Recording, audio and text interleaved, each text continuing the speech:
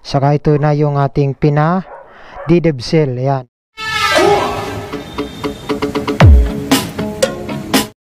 So yan kasi yung aking logo, yung pink na yan, no, na motor natin na Suzuki.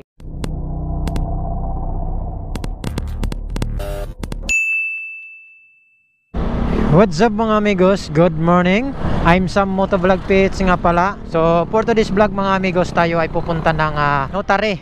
Dahil magpapanotary tayo ng ating motor, no, sa ating Suzuki Smash na pink. So ibibenta na kasi natin yung ating motor. So mayroon na kumuha ng aking motor, no. So magpapanotary na lang tayo ng ating ORCR dito sa bandang Tayuman. So siyempre kailangan pa rin natin ipanotary yung ating motor sa kukuha ng ating motor, no. So ibibenta ko na kasi yung aking motor na Suzuki Smash na pink, no. Di ko kasi masyado nagagamit din, no. Kaya kailangan ko muna siya maihanap ng ibang mag-aalaga sa kanya. Pero matagal-tagal din namin ang pagsasama niyan na aking motor, no, yung aking alaga na si Pinky. Dahil walang nagka-problema sa akin yan. Yan ang ginagamit ko sa pag-ride dati. Nung wala pa akong motor na isa, no, itong gamit nating isa. Bago lang to. So yung isang pink natin medyo yan, matagal-tagal na kami nagsama niyan. So yan kasi yung aking logo, yung pink na yan, no, na motor natin na Suzuki. Kaya yun, kasi hindi ko na masyado siya nagagamit.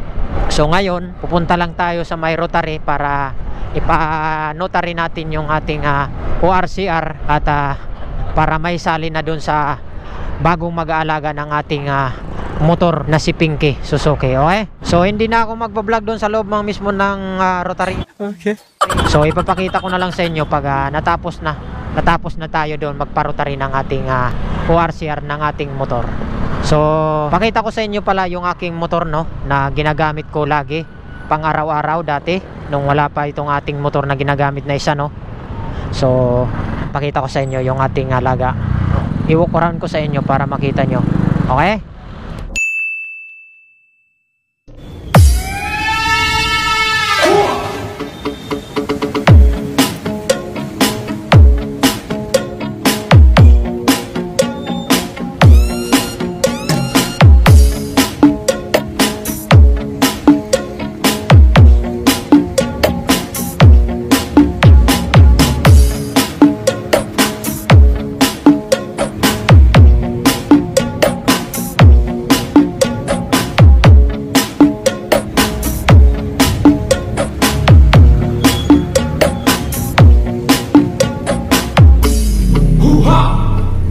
Moon activated.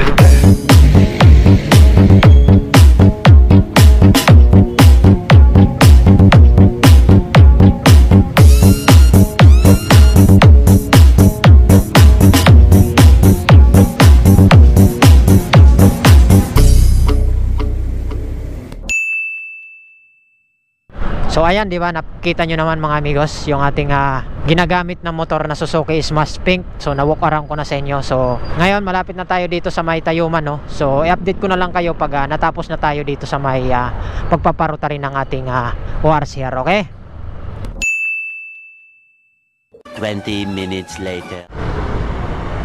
Okay, so yun mga amigos. So tapos na tayo parotary dito mismo sa may Tayuman, no. So hindi ko na pinakita sa inyo kung saan tayo nagparotary. So ipapakita ko na lang sa inyo mamaya sa bahay pag uwi na natin yung pinarotary natin na ORCR natin. So diretso na tayo ngayon uwi sa bahay.